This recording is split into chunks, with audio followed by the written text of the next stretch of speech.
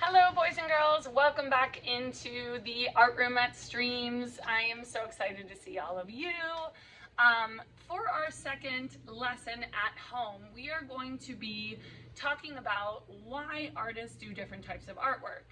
And there's some specifically key 8 points that I want to make for how we look and think about different types of art and why artists do make their artwork. This project is going to be right connected to the story that I just read, Art Is, and hopefully we have printed out the PDF file that is the art zine. So we're going to be making an art zine today that has to do with these 8 important reasons why artists make art.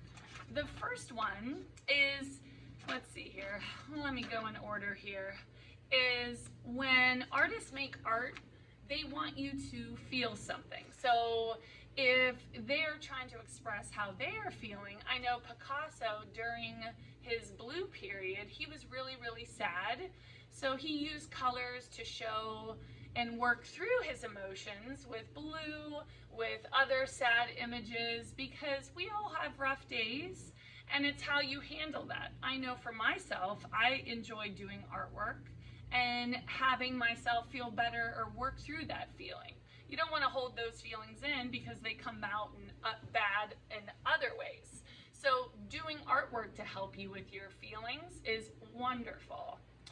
The second reason that art is so important to Mrs. Stevenson and artists is to celebrate your different cultural beliefs. So depending on what culture and what history that you have, not only in your family, but many years ago, there's different types of artwork for specific types of culture.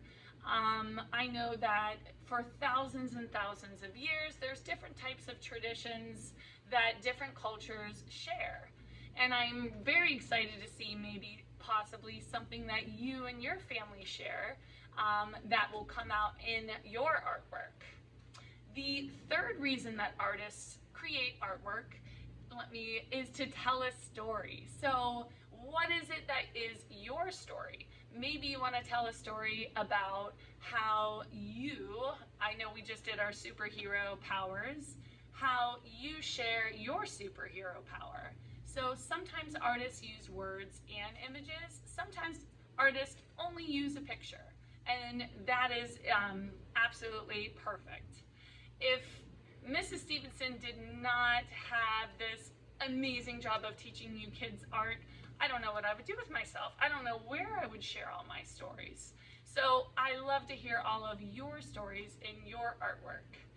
The fourth reason, is one of my favorite, nature. Just expressing the beauty of nature. I know during the fall, it's probably one of my favorite seasons. We get to be in our sweatshirts and sweaters and cozy.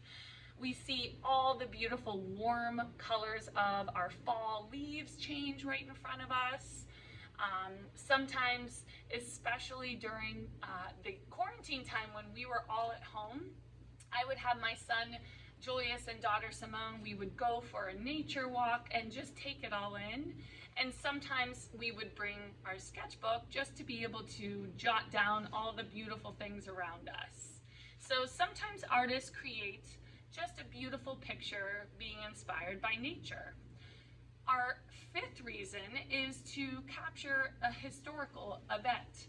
So something that I think of right away when I went to Washington, D.C., when I was a kid with my family, I saw all of these beautiful sculptures that were larger than life, capturing a historical person that had made a difference, or some event. So sometimes artists do use a lot to capture the historical events. Let's see, our next one is number 6. So art to just show off your artistic skill. We all learn as artists breaking things down into lines, into shapes, and then when you really get confident, you can take it into your own way of making your art. So when artists really develop a style and their confidence in their work. They just want to show it off and show what they can do, which I hope you will feel confident to show your art off.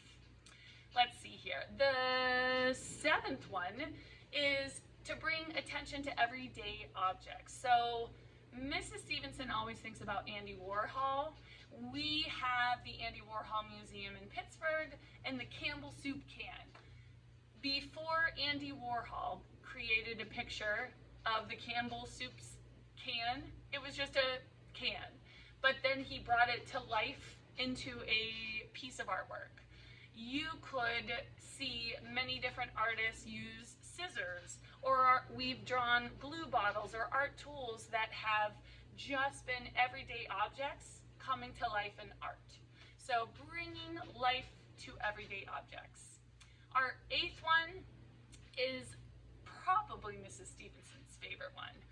Artists create art to make other people use their noggin. So to think. They want to have somebody take a look at their artwork and go, whoa, wow, this is amazing.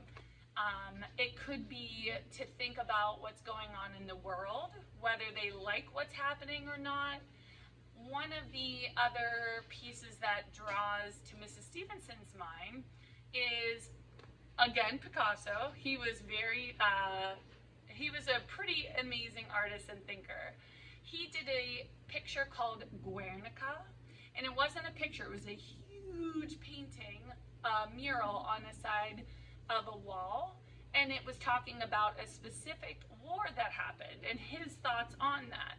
So when we, as the artist viewer, get to see the work, we say, whoa, and we stop and think, and it allows us to think of something that we probably would not have thought of unless that artist spoke to us with those beautiful images in front of us.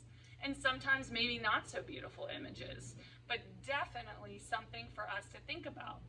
So those are the 8 ways that we as artists create artwork.